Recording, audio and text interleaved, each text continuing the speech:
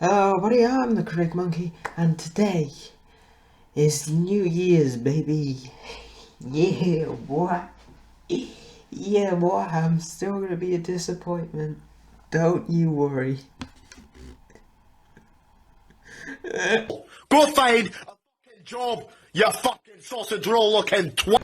And considering it's New Year's, I have made a tradition for myself since whenever I started this channel.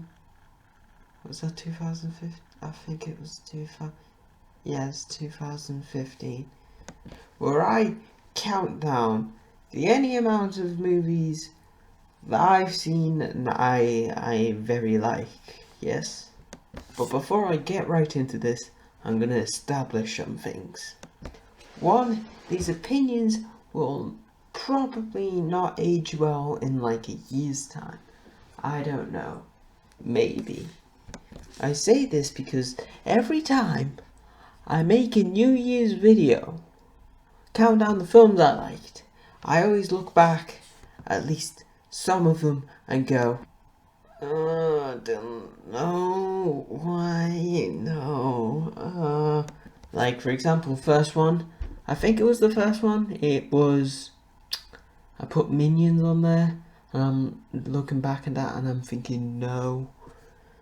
Same thing with Rogue One, looking back at Rogue One, I hate it, but I also did Justice League. Alright, point. Opinions may change. Take that with a grain of salt. Secondly, this is only my opinion. Probably should just start off with that one, now that I think about it. If you have a different list, or if you don't like some of the films that I put here, or if you have a different opinion, that's fine. If you want, you can leave them in the comments below. Just as long as it's not Hellboy 2018, Rise of Skywalker, or Cats. Those are banned. We don't mention those. Especially Rise of Skywalker. I'm joking. I mean, I prefer no longer to think of Rise of Skywalker, but I'm joking. And thirdly, don't expect a lot of art, not artsy films. Don't know the word. Don't expect films like Ford versus Ferrari, The Lighthouse, Uncut Masterpieces, that's what it's called. I don't know what it's called. Don't expect any of those. These are only films that I saw. I don't watch a lot of films. I'm gonna be honest with you, I don't watch them a lot in cinemas. These are the ones that I really wanted to watch. And it has only disappointed me twice. Alright? And that's Hellboy and Rise of Skywalker. So, regardless, let's get right into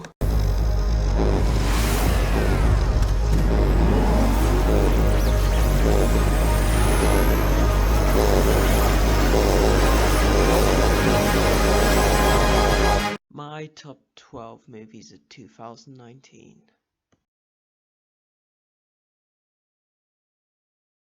If you watched all the way through my video, you're probably gonna guess what this is. It Chapter 2. Yeah, this film probably wouldn't be on this list if it weren't for a few saving graces, which I'll get into. But like a few problems, probably being this film uses a lot more jump scares than the last one. It's got more CGI, especially on the young actors, and the middle bit can get a bit boring. Well, I mean, I prefer the middle bit getting boring instead of most of the film getting boring.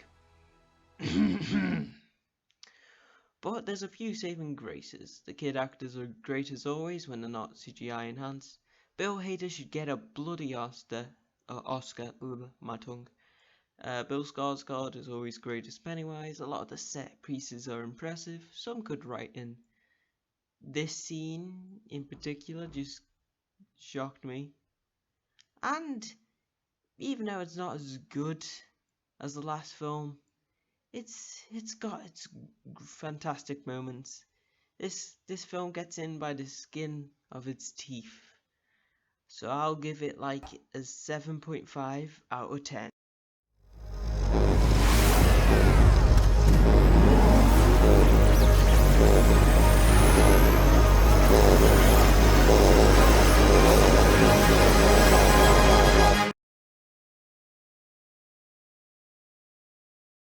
Okay, this is probably like one of 4 maybe good animated movies that came out this year. So I'm gonna have to put it on the list. That's the law. How to Train Your Dragon 3: The Hidden World is another film that gets in by the skin of its teeth. But like I said, this is kind of a lot similar to It Chapter 2. Like, it's kind of okay if it would just be okay if it wasn't for a few saving graces. Like, example, the animation, of course. The voice acting is always great in these films. The humour is not that funny, but it did give me a bit of a giggle. And, of course, that ending. My god, that ending. That ending was amazing. It encapsulates all what this franchise was about. And it brings it to a satisfying conclusion, unlike Rise of Skywalker, but I've said my bit about that. It's not the best movie, but it's pretty alright. I give this a 7.5 out of 10.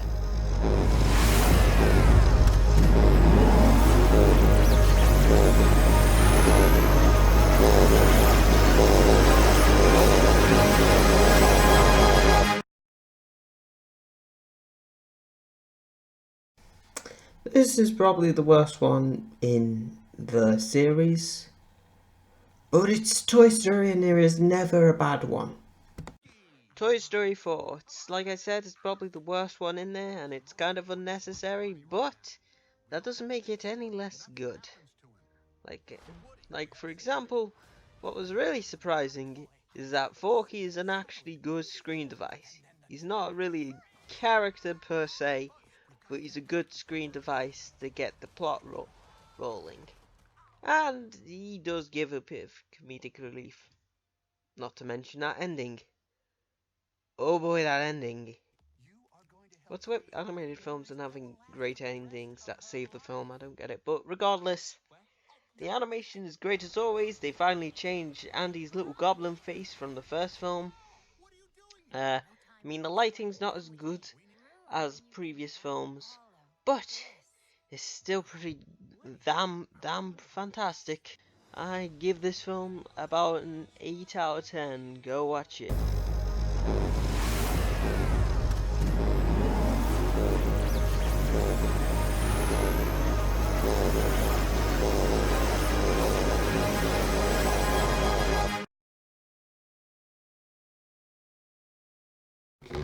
Alright, before we get into it, let's just all marvel Get it?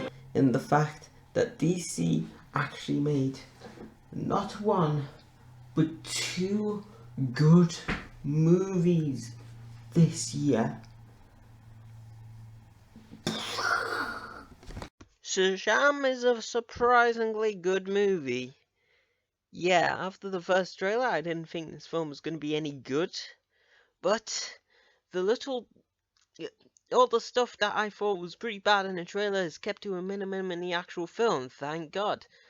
But also, I like to think this film is kind of more of a throwback to all the old cheesy superhero films before the MCU, like Spider-Man, Sam Raimi's stuff, yeah. But in a more modern day stance with more modern humor, more modern effects, and more. Okay, that's all modern I can say. All the acting's great, the effects are fantastic, and It's actually funny. A DC film is actually funny. Well, that is unexpected. Wow. Amazing.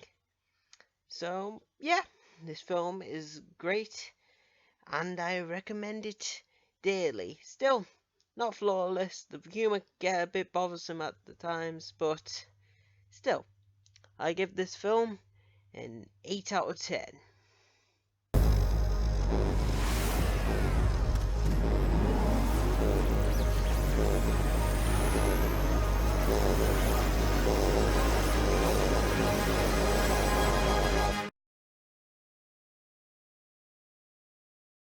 Prepare for double and make it trouble.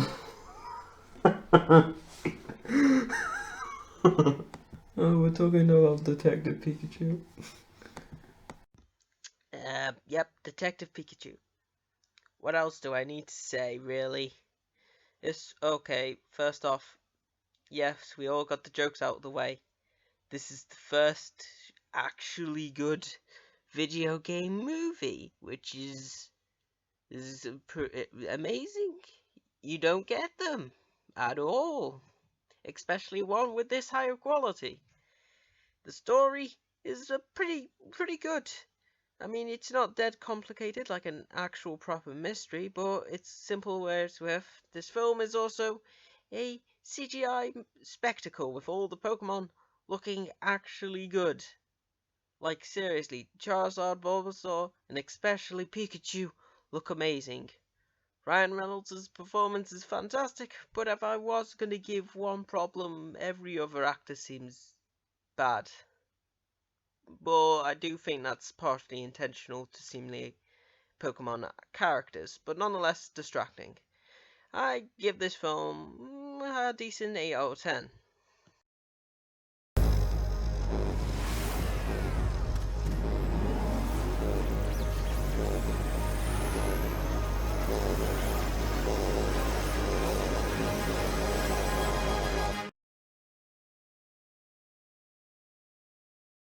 Okay, usually Netflix originals don't get onto these, but this one was Invader Sim, so I give it a pass. This film is insane, and I love it.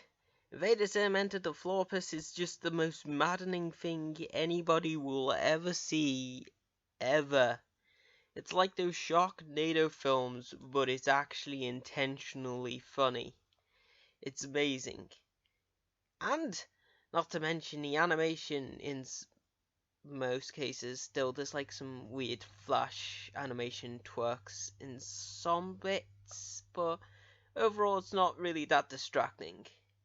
Like, another problem I could probably think of if you really want me to nitpick is sometimes some of the jokes can last a bit too long.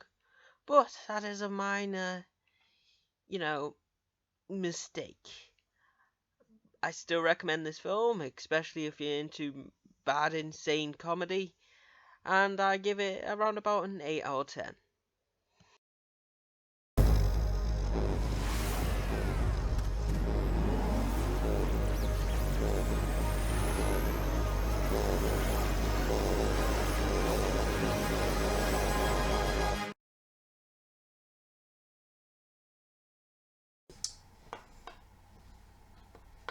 I have nothing good to say. Yes, the final entry in the Infinity Saga, Spider-Man Far From Home. This is probably the second best Spider-Man film now, only being beat out by Into the Spider-Verse, because that film is the best. Regardless, even though this is the second best, it's still got its good fair share of flaws. Like, I don't really like the new suits. Like, I like the red and black one, but not like the black Night Monkey one. That was kind of odd. And let's be fair, this film's more about Iron Man than it is Spider-Man. But Mysterio, that's all I need to say. He's probably like the best, one of the best MCU villains, considering that his motivation is incredibly petty and he is probably one of the funniest as well. And also, of course, the effects, the visuals, those are amazing. Tom Holland does a fantastic job as always, and he surprisingly didn't spoil anything, which is amazing. Overall, this film is pretty damn good. I give it like an 8 out of 10.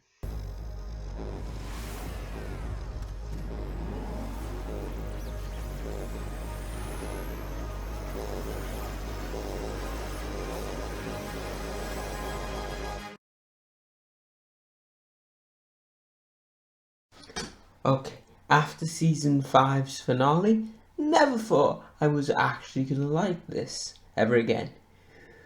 I definitely didn't think, even if I did like it, it would be probably one of the best films this year. That's Steven Universe the movie Steven for you. Universe the movie is more of a Disney movie than an actual Disney movie nowadays. Like, for example, it's got fantastic songs, fantastic 2D animation. May I just say, the return of 2D animation in recent years is fantastic. But, most of all, the best part of this film is Sarah Styles' performance as Spinel. My god, if TV movies got Oscars, she should get one. But, yeah, like I said, this film's not flawless. Of course, it's at number 5. For example, it's the plot isn't really anything of huge importance for Steven Universe, as it had the whole nearly ending the world thing already, but may I just say the animation is fantastic. Spinell's song, Her Other Friends, is the best by far ever, just the best, and it made me like Steven Universe again. I give it an 8 out of 10.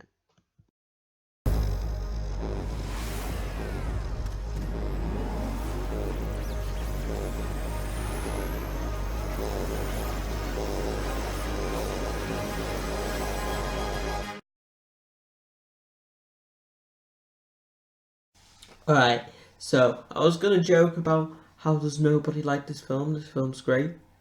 But I saw a Nightbreed video, understand a bit more. Well, I'm gonna agree to completely disagree. Alright, I'll just focus what I like on this film. 1. CGI. Enough said. The glowing colours, the silhouettes, it's all beautiful. The creative monster designs. You actually made King Ghidorah look threatening and not like a puppet. Rodan looks the best he's ever done. Godzilla is a bit chunky, but he glows beautifully. And let's not forget cinematography. Oh boy. And the fact that they made an American King Ghidorah and not messed it up. That's also very good. And also, I kind of like how they brought these classic Japanese kaiju and made them metaphors in a new modern day and American society. Like how King Ghidorah represents global warming and Godzilla represents nature. I also think that they do kind of give a subtle visual answer for global warming in this film. But regardless, I understand why people don't like it, but I still love it. I give this film an 8 out of 10. Watch it.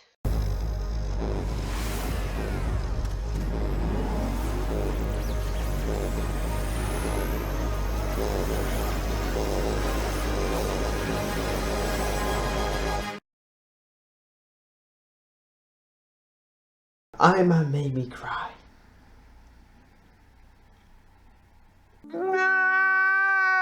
You saw my sort of review and not saw a review and didn't expect us to get on the list. I laugh at thee, haha. But really, this film is absolutely one of the best superhero films ever, I think. Like, it's so good. The humor is great. They actually made a 3-hour long Avengers film and not made it kind of boring. Let's not forget the end fight. Like, oh my god, the end fight. Everybody's already said it, but the end fight is just breathtaking in so many ways. The CGI, the choreography, the cinematography, the visual storytelling, and it, it actually has a really sad death in it. Spoilers, of course, but I'm pretty sure you've already seen the film due to the box office. When Iron Man died in this film, I actually cried. It's so good.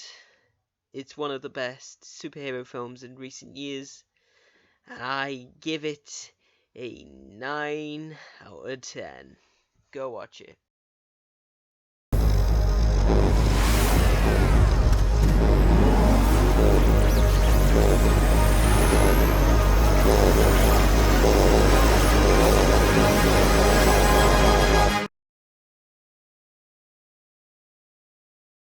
Yes! Finally! An original property that I saw this year. I am so sorry that I'm such a nostalgia whore. Ready or Not is possibly one of the best horror comedies since Scream. That is not an okay, maybe it's a slight exaggeration, but it's so good in its presentation, its cinematography, the visual growth of the main character, and may I just say, the main actress is an Aussie, an Australian. You wouldn't know that in the film. Her accent is just too good. And of course, unlike most modern films, it doesn't really use jump scares or big spoosh rah, as like a main crutch to its horror. Its horror is more focused on how extreme the situations are, the threatening presence of the husband's family, and the ending. What's with all the films this year and having fantastic endings? The ending is just hilarious and gives an answer to the film which I shall not spoil. This film was just fantastic. I give it a 9 out of 10.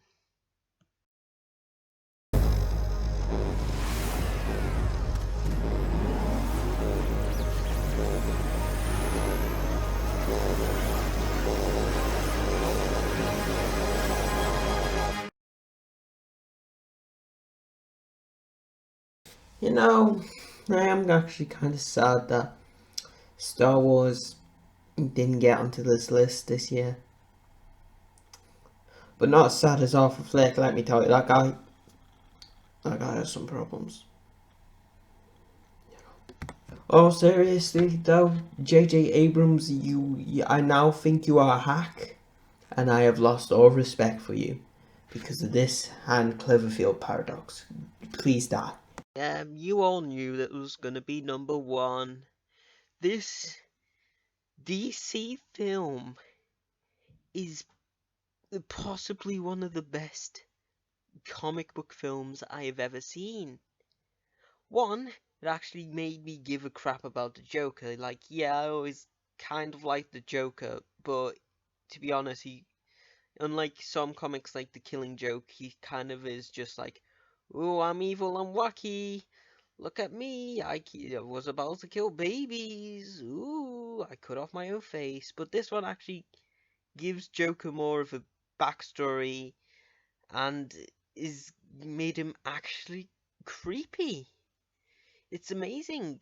It's such a good psychological horror, well, not horror, but psychological thriller. The the acting from Joaquin Phoenix, I hope I pronounced that name right, is phenomenal. My God, if he doesn't get an Oscar, I'm gonna riot in the streets. Everything in this film is just fantastic. The cinematography, the lighting, it is just an amazing film. I give Joker a 10 out of 10. That's right. So, this is my list of films that I like this year, and I know what my New Year's resolution is gonna be. watch more original properties. Come on, man, me. If I want to become a better writer, artist, those two things, art director. So I do hope you enjoyed this list. But before you go, I'm going to leave a little short list of films I'm going to review next year. Number 1, The Invisible Man reboot, because, yeah, okay, you probably don't know this about me, but I love the classic Universal monsters, especially The Invisible Man. I've even got a pop vinyl of him. See? Wait, no. See?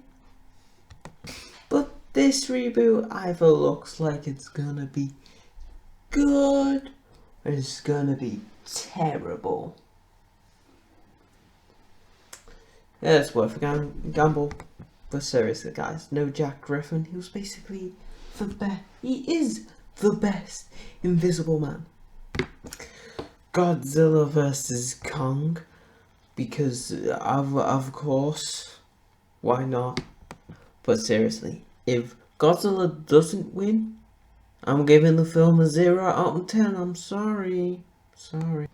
And finally, Morbius. Yeah, I know I said I was going to review it last year, but it didn't come out last year because Sony is very scared to release this film because it's got Jared Leto in it and it's about Morbius. It's not gonna be good, is it? No. So that was my list of, films reviewing.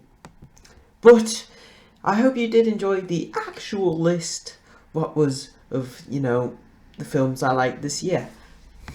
If you did like it, please leave a like. If you didn't like it, leave a dislike. If you're interested in more content, subscribe. And leave your lists in the comments below because I'm interested to see it. Yeah. So I hope you all have a fantastic new year. And I'll see you later, my zombie slayers. Boop.